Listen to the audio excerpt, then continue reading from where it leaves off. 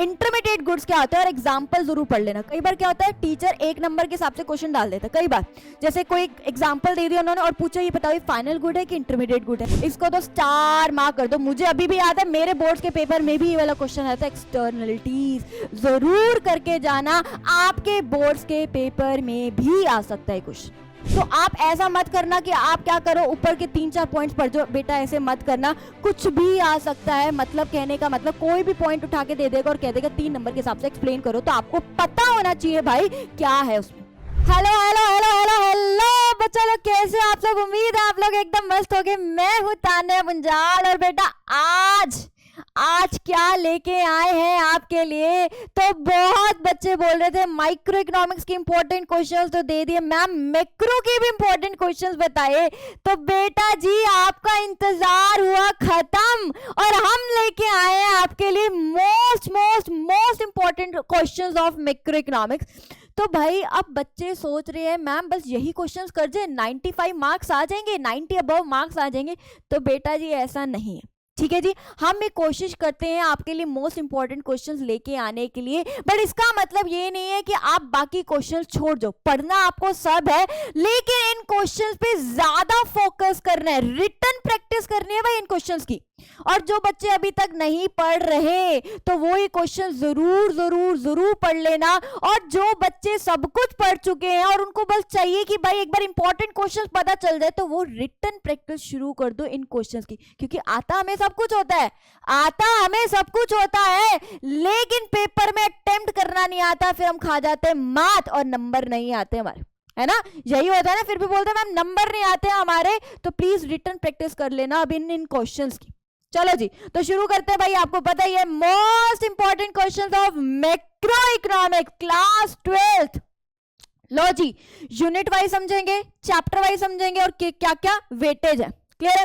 सबसे पहले जो आपकी पहली यूनिट है वो क्या, आपकी national income and related aggregates. इसके अंदर बेटा आपके 4 चैप्टर आने हैं। इंट्रोडक्शन वाला चैप्टर आएगा, चैप्टर नंबर 1, ठीक है। कुछ सम बेसिक कंसेप्ट वाले चैप्टर आ जाएंगे आपके इसमें, national income and methods of national income. और ये चारों चैप्टर जो है आपको 12 नंबर दिलवाएंगे।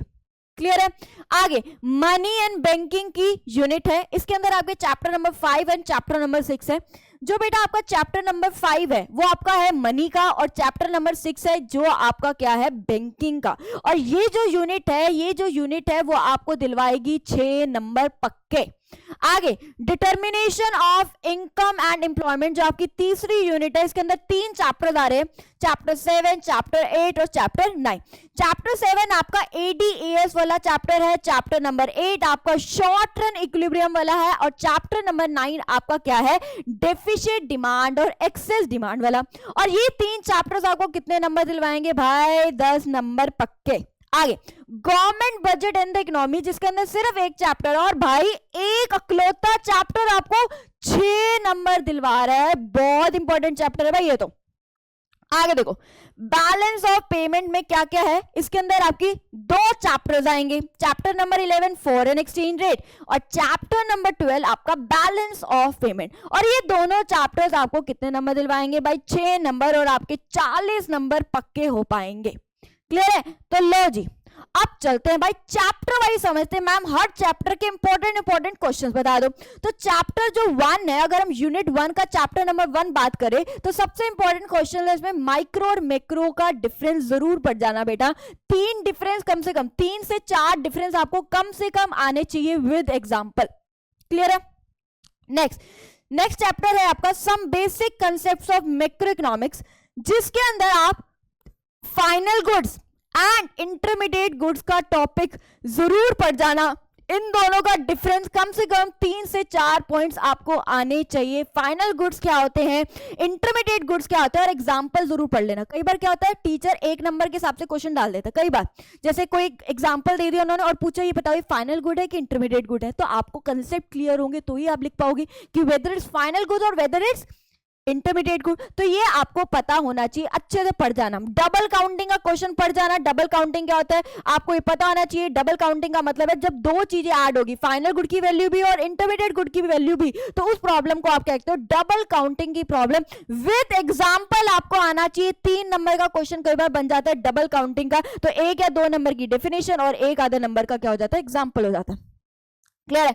नेक्स्ट है बेटा आपका स्टॉक और फ्लो का डिफरेंस बेटा जरूर पढ़ जाना विद एग्जांपल। स्टॉक क्या होता है, पॉइंट ऑफ टाइम में मेजर किया जाता है। फ्लो क्या होता है, पीरियड ऑफ टाइम में मेजर किया जाता है। इसके एग्जांपल्स पढ़ जाना। क्यों एग्जांपल पढ़ जाना, यही सेम कई बार 1 मार्क की क्वेश्चन में आ जाता है, पूछ लिया जाता है। ये बताओ भाई वेदर इट्स स्टॉक और whether it's flow.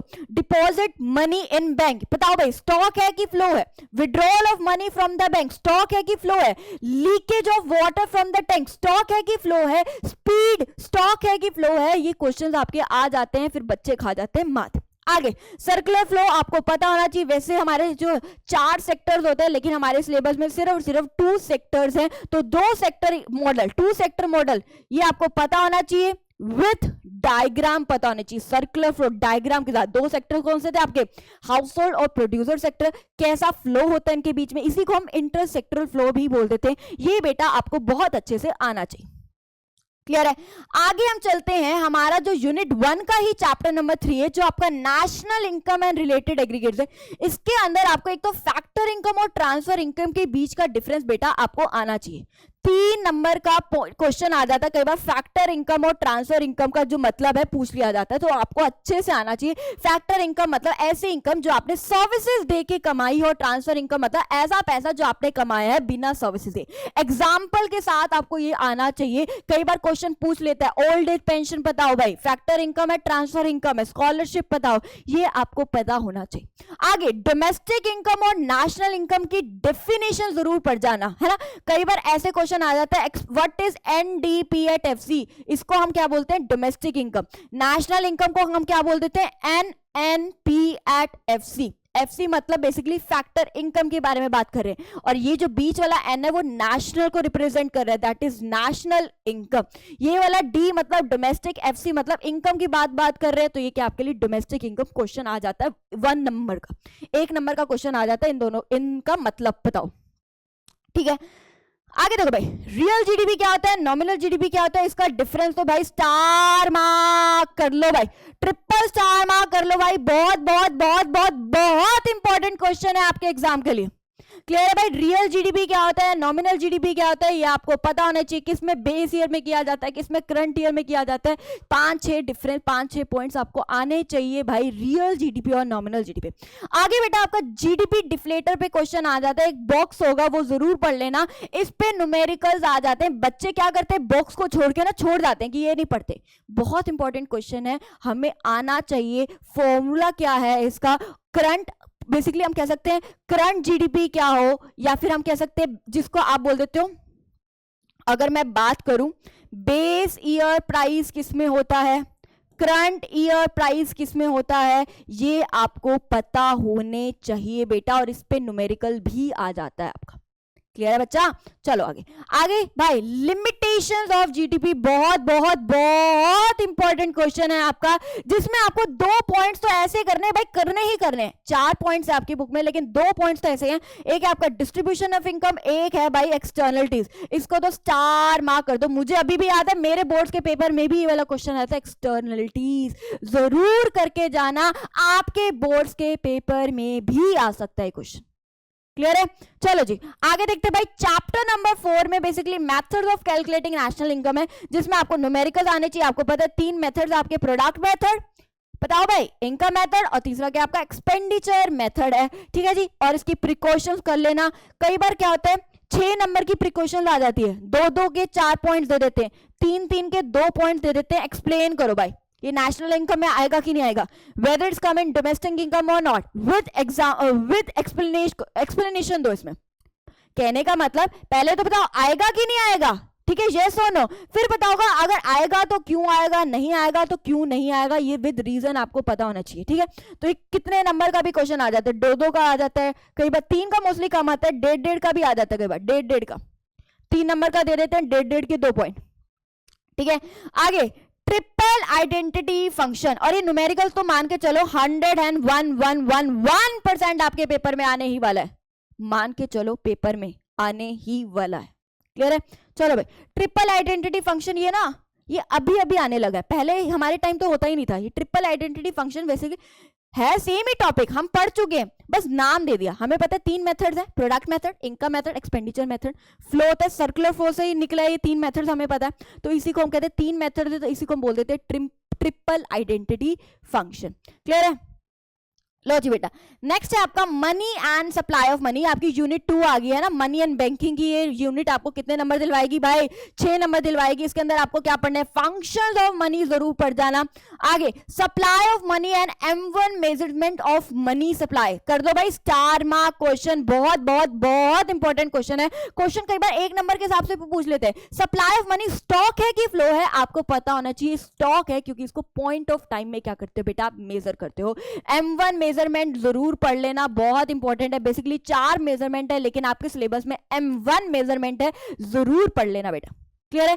Who supplies money आपको पता होना चाहिए। यहां से 1 नंबर के क्वेश्चन बन जाते हैं कि भाई बताओ कौन सप्लाई करता है मनी, तो आपको पता होना चाहिए गवर्नमेंट करती है, आरबीआई करती है और कमर्शियल बैंक करती है। ठीक है जी। अब ये भी पता होना चाहिए कि आरबीआई को कितना मिनिमम रिजर्व रखना पड़ता है, तो 200 करोड़ का क्या रखना पड़ता है? रिजर्व रखना पड़ता है। किस किस फॉर्म में रखना पड़ता है भाई? गोल्ड की फॉर्म में रखना पड़ता है और फॉरेन सिक्योरिटीज की फॉर्म में। और गोल्ड की फॉर्म में कितना रखना पड़ता है? तो 115 करोड़ का। ये भी आपको पता होना चाहिए।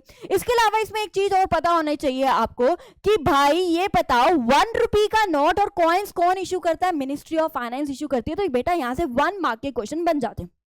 चलो जी, चैप्टर नंबर 6 जो है आपका बैंकिंग है, जिसमें आपका क्रेडिट क्रिएशन, जिसको आप money creation, money multiply, credit multiply, कोई मर्जी नाम से आया, एक ही बात है। Most most most most most important question for your exam. Table भी पढ़ लेना, टेबल बहुत बहुत बहुत जरूरी है। आपको हर एक चीज टेबल के हिसाब से पहले एक्सप्लेन करना, फिर टेबल वगैरह बनाना, ठीक है, एंड देन टेबल की एक्सप्लेनेशन देना।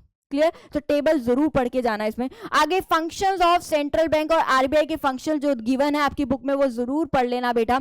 और ऐसा नहीं है कि उसमें से कोई भी 3-4 पॉइंट्स पढ़ गए, नहीं, एक एक पॉइंट पढ़ना जरूरी है, क्योंकि कई बार एक पॉइंट उठा के दे देता है और बोलता है भाई 3 नंबर के हिसाब से एक्सप्लेन करो उसको, 4 नंबर के हिसाब से एक्सप्लेन करो। तो बहुत जरूरी है, एक एक पॉइंट आपके लिए, पेपर के लिए, आपके एग्जाम के लिए जरूरी है। क्लियर? नेक्स्ट है कैसे मनी सप्लाई को कंट्रोल किया जाता है। तो इसके लिए bank rate, CRR, SLR, LRR, repo rate, bank, ये आपको पता है, reverse repo rate, open market operation, margin requirement, moral suasion, ये सारी चीजें जरूर पढ़ जाना, यहां से क्वेश्चन आ जाता है। इसी को आप मॉनेटरी पॉलिसीज ऑफ आरबीआई भी बोलते हो। क्लियर है बेटा? जरूर पढ़ जाना, मोस्ट इंपॉर्टेंट क्वेश्चन है फॉर एग्जाम। क्रेडिट क्रिएशन भी बहुत बहुत इंपॉर्टेंट क्वेश्चन है। ये तीनों ही आपके पेपर के लिए बहुत इंपॉर्टेंट क्वेश्चन। क्लियर है? चलो जी, आगे बेटा हम पढ़ते हैं यूनिट नंबर 3 पे आ जाते हैं हम। और ये यूनिट आपको दिलवाएगी 10 नंबर दिलवाएगी। इस यूनिट में आप 3 चैप्टर्स पढ़ने वाले हो, चैप्टर नंबर 7, 8 और 9। चैप्टर 7 में हम पढ़ेंगे aggregate demand, aggregate supply and related concept वाला चैप्टर है। तो इसमें आपका जो सबसे इंपॉर्टेंट, एक तो ऑटोनॉमस कंजम्पशन की डेफिनेशन जरूर पढ़ जाना। भाई ऑटोनॉमस कंजम्पशन क्या होता है? जब इनकम 0 होती है तो भी आपकी कंजम्पशन 0 नहीं होती, for the minimum survival level of consumption. Autonomous and induced investment के बीच का फर्क समझ लेना भाई। 3 नंबर का कई बार क्वेश्चन आ जाता है कि what is the difference between autonomous and induced investment. आपको पता आना चाहिए। ऑटोनॉमस इन्वेस्टमेंट गवर्नमेंट करती है, इंड्यूस इन्वेस्टमेंट कौन करता है? Private investment. Autonomous investment income पे, expected rate of return, profitability पे डिपेंड नहीं होता, लेकिन इंड्यूस इन्वेस्टमेंट आपकी rate of return, expected profitability और इनकम पे भी डिपेंड होता है। आपको पता होना चाहिए। क्लियर है? इंपॉर्टेंट है। आगे how to derive consumption function from saving function, या कई बार उल्टा आ जाता है how to derive saving function from consumption function. Important question है आपके बोर्ड्स के एग्जाम के लिए, भाई पढ़ लेना। चलो जी, ब्रेक इवन पॉइंट का मतलब पढ़ लेना भाई। जब इनकम और कंजम्पशन क्या हो? इक्वल, और सेविंग्स क्या हो? आपकी 0 हो, इस सिचुएशन को आप ब्रेक इवन पॉइंट कहते हो।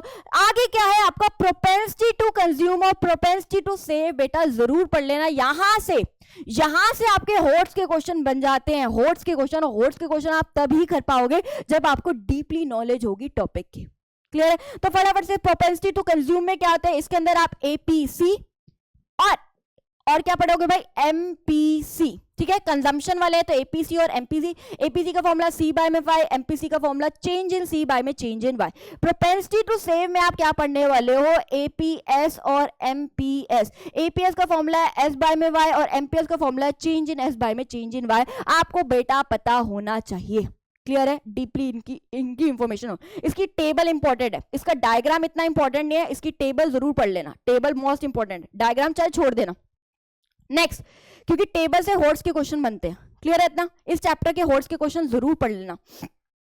नेक्स्ट बेटा, शॉर्ट रन इक्विलिब्रियम आउटपुट जो आपका चैप्टर है, इसमें आप एडीएएस अप्रोच और एसआई अप्रोच मान के चलो, इन दोनों अप्रोच में से आपके पेपर में क्वेश्चन आने वाला है।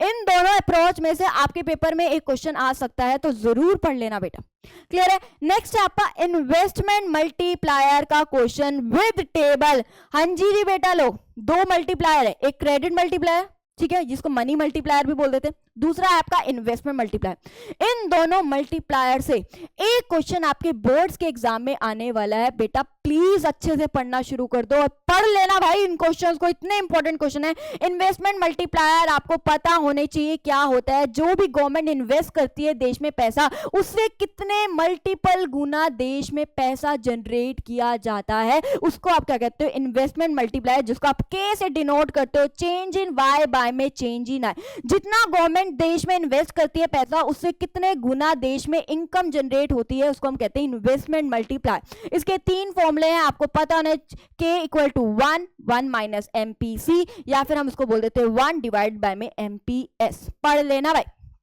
ठीक है।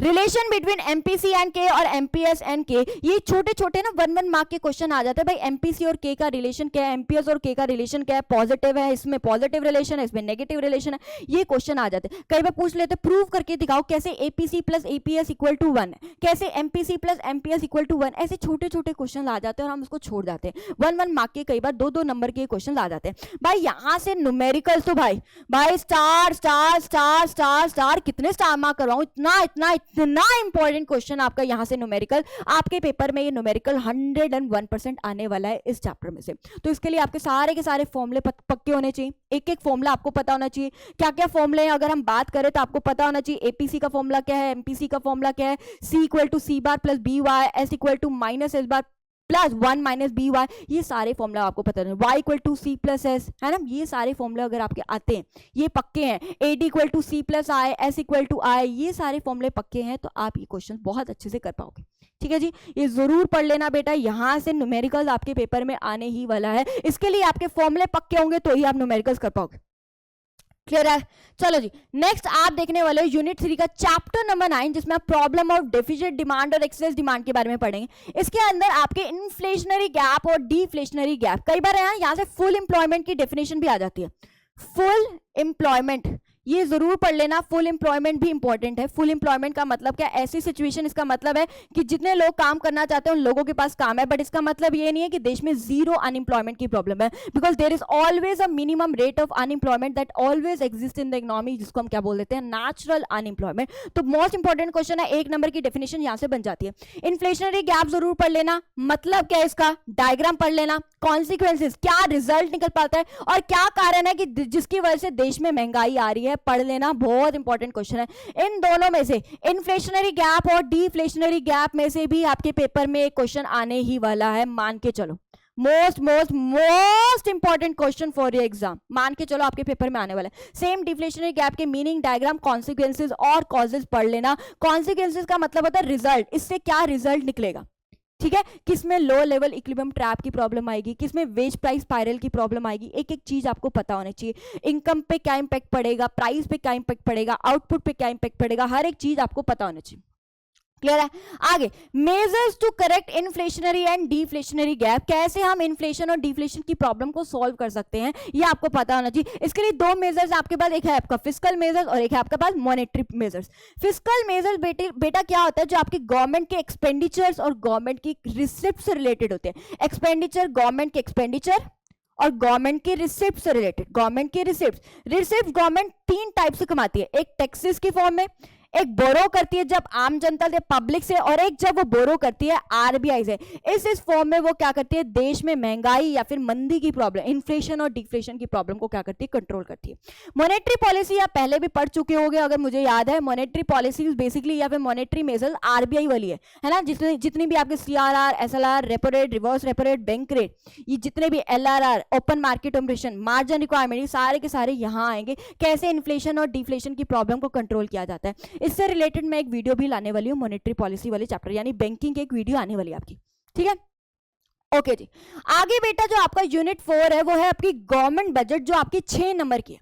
भाई देख लो भाई, 6 नंबर की है, बहुत इंपॉर्टेंट क्वेश्चन है क्योंकि अकलौता यही चैप्टर आपको 6 नंबर दिलवा रहा है। चैप्टर नंबर 10 में एक तो ऑब्जेक्टिव्स ऑफ गवर्नमेंट बजट जरूर पढ़ लेना। इसके अंदर 2 पॉइंट्स है, एक आपका रीएलोकेशन ऑफ रिसोर्सेज और एक आपका वो इनइक्वालिटी वाला पॉइंट है, इनइक्वालिटी की प्रॉब्लम को कंट्रोल करना। वो 2 पॉइंट तो मान के चलो आपके पेपर में आ सकता है। मुझे अभी भी याद है मेरे बोर्ड्स के पेपर में रीएलोकेशन ऑफ रिसोर्सेज आया था। क्लियर है?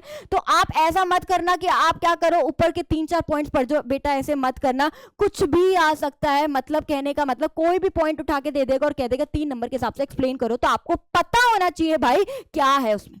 क्लियर है? आगे है, ये आपको टर्म्स पता होने चाहिए, revenue receipt, capital receipt, revenue expenditure, capital expenditure, specially इनके एग्जांपल, क्योंकि यहां से बेटा 1 मार्क के क्वेश्चन बन जाते हैं। कई बार वो पूछता है कि ये आइटम दे दी, पूछेगा भाई बताओ रिवेन्यू एक्सपेंडिचर है कि रिवेन्यू रिसिप्ट है, ठीक है, रिवेन्यू या फिर बोलते हैं रिवेन्यू रिसिप्ट है कि कैपिटल रिसिप्ट है, ऐसे क्वेश्चन आ जाते हैं। जैसे एग्जांपल मैं माने बोरोइंग्स में पूछा, भाई बताओ बोरोइंग्स जो है पैसा आ रहा है, तो ये बताओ रिवेन्यू रिसिप्ट है कि कैपिटल रिसिप्ट है।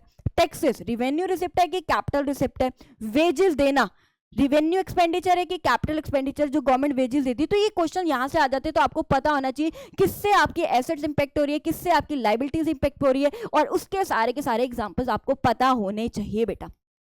एक शॉर्टकट बताऊं, रिवेन्यू का मतलब होता है डेली बेसिस और कैपिटल का मतलब होता है कभी कभी। इससे आपको जरूर याद हो जाएगा। वीडियो जरूर देख लेना, मैंने एक बहुत अच्छी वीडियो बनाई हुई है, ठीक है, शॉर्ट है, कंसेप्ट मैपिंग है, तो उसका ऑब्जेक्टिव है कि वो शॉर्ट वीडियो में आपकी क्विक रिवीजन कराने की कोशिश करिए। एक बार देख लेना, आपको अच्छे समझ आ जाएगा, ठीक है। नेक्स्ट आपका डिस्टिंग्विश बिटवीन डायरेक्ट टैक्सेस और इनडायरेक्ट टैक्सेस पे कई बार बेटा क्वेश्चन आ जाता है। डायरेक्ट टैक्स और indirect tax most important question है, विद एग्जांपल जरूर पढ़ लेना।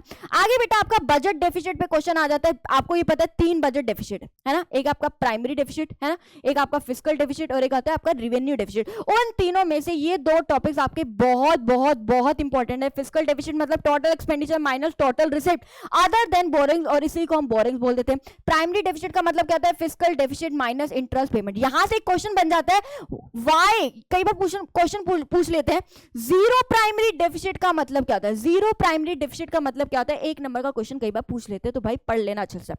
यहां से न्यूमेरिकल्स आ जाता है। न्यूमेरिकल्स आने के लिए आपको तीनों के फॉर्मूले पता होने चाहिए। तीनों के फॉर्मूले मतलब रिवेन्यू डेफिसिट का फॉर्मूला, दूसरा फिस्कल डेफिसिट का फॉर्मूला और प्राइमरी डेफिसिट के तीनों के फॉर्मूले पता होंगे तो आप इजीली न्यूमेरिकल कर पाओगे। बहुत सौखा है यहाँ का न्यूमेरिकल, कोई मुश्किल नहीं, ठीक है जी।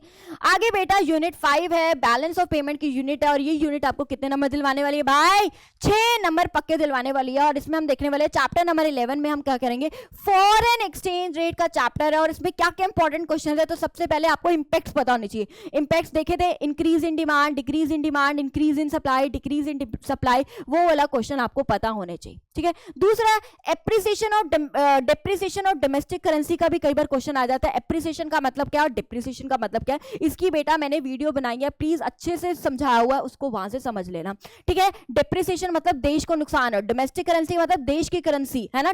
डेप्रिसिएशन मतलब नुकसान, यानी $1 जब 50 था, मान लो अगर $1 हो गया 60। एग्जाम्पल है, कई बार बच्चे ना कमेंट करने लग जाते हैं कि मैम आज तो डॉलर का रेट इतना चल रहा है, ये एग्जाम्पल लिया हुआ है, ठीक है जी, सिर्फ एग्जाम्पल में आपको समझाने की कोशिश करी हुई है। एप्रिसिएशन का मतलब क्या होता है, हमारे देश को फायदा हो रहा है, $1 पहले 50 का था, वही $1 खरीदने को जब आपको 40 रुपए लग रहे, वो वाला। डीवैल्यूएशन और डिप्रिसिएशन क्या होता है, रीवैल्यूएशन एप्रिसिएशन क्या होता है, वीडियो देख लेना, मैंने बहुत अच्छे से समझाया हुआ है। 6 नंबर का क्वेश्चन आ जाता है कई बार डीवैल्यूएशन और डिप्रिसिएशन में से, डिफरेंस बताओ 6 नंबर का। 6 पॉइंट्स लिखवाए हुए हैं मैंने, प्रॉपर नोट्स दिए हुए हैं, प्लीज जाके एक बार देख लेना कंसेप्ट मैपिंग की। मैनेज फ्लोटिंग, भाई इसको कर दो भाई, star star star star mark question for your exam. Manage floating आपको पता होना चाहिए, एक हाइब्रिड सिस्टम है जिसमें फिक्स्ड और फ्लेक्सिबल एक्सचेंज रेट दोनों के फीचर्स होते हैं। पहले गवर्नमेंट पहले on the basis of market forces decide किया जाता है, लेकिन अगर उनको वो रेट सही नहीं लगता तो गवर्नमेंट बीच में क्या करती है, छेड़छाड़ करती है, इंटरफेयर करती है ना, और वो कोशिश करती है उस रेट ऑफ एक्सचेंज को कोशिश करती है उसकी क्लोजर लाने की जो वो चाहते हैं रेट ऑफ एक्सचेंज लेके आना, और इसी को हम डर्टी फ्लोटिंग भी कहते हैं। ये जरूर जरूर जरूर पढ़ लेना, दोनों नाम आपको पता होना चाहिए, मैनेज फ्लोटिंग और डर्टी फ्लोटिंग। नेक्स्ट लास्ट देखो, balance of payment. Balance of payment में एक तो आप करंट अकाउंट के कंपोनेंट्स और कैपिटल अकाउंट्स के कंपोनेंट बेटा जरूर पढ़ लेना। करंट अकाउंट में क्या क्या कंपोनेंट्स आते हैं, कैपिटल अकाउंट में क्या क्या कंपोनेंट्स आते हैं। एक भाई इसको स्टार मार्क कर लो, ऑटोनॉमस और अकोमोडेटिंग आइटम्स को क्या कर लो, स्टार मार्क कर लो, पेपर में आ सकता है। ऑटोनॉमस आइटम क्या होती है, अकोमोडेटिंग आइटम क्या होता है, इन दोनों का डिफरेंस बताओ। ऑटोनॉमस आइटम से आपका बीओपी इम्बैलेंस होता है, या तो बीओपी सरप्लस होगा या बीओपी डेफिसिट होगा, है ना, ये प्रॉब्लम होती है इसमें। ये बेसिकली ट्रांजैक्शंस करी जाती है एक्सपोर्ट इंपोर्ट, ये प्रॉफिट मोटिव के लिए किए जाते हैं, ये कोई प्रॉफिट मोटिव के लिए नहीं होती, यहाँ पे तो ऑफिशियल रिजर्व की मूवमेंट होती है, ये तो बैलेंस करती है आपकी बेटा बीओपी को। क्लियर है। आगे बीओपी वर्सेस बीओटी यानी बैलेंस ऑफ पेमेंट और बैलेंस ऑफ ट्रेड के बीच का फर्क भी बेटा जरूर जरूर जरूर पढ़ लेना, बहुत बहुत बहुत बहुत इंपॉर्टेंट क्वेश्चन है बेटा आपके एग्जाम के लिए। ठीक है, अब बच्चे कह रहे होंगे मैम और भी तो डिफरेंस है, और भी तो डिफरेंस है। बिल्कुल, करंट अकाउंट कैपिटल अकाउंट कहा जाता है कई बार एक है ना, करंट अकाउंट और बैलेंस ऑफ ट्रेड का भी डिफरेंस आ जाता है। पढ़ने सब है लेकिन ये जरूर पढ़ना है, बैलेंस ऑफ पेमेंट और बैलेंस ऑफ ट्रेड का डिफरेंस। क्लियर है, इसमें सारी आइटम्स आती हैं, ये सिर्फ और सिर्फ विजिबल आइटम लेता है, that is export and imports of goods. Video देख लेना, बहुत अच्छे से समझाया हुआ है इसको, कंसेप्ट मैपिंग की एक वीडियो आई हुई है। लो जी, हो गया समाप्त, बस बेटा पढ़ लो, है ना। अब यही बोलेंगे आपको, पढ़ लो, पेपर आ गए हैं, डेटशीट आ गई है, बहुत अच्छे से भाई जोरदार मेहनत करो, अच्छे से पढ़ो, ये क्वेश्चंस की रिटन प्रैक्टिस करो, अच्छे से नोट्स बनाओ, और बस यही उम्मीद है आपके पेपर में बहुत बहुत बहुत अच्छे नंबर आएंगे। ऑल द वेरी बेस्ट, मिलते हैं अगली वीडियो में, थैंक यू।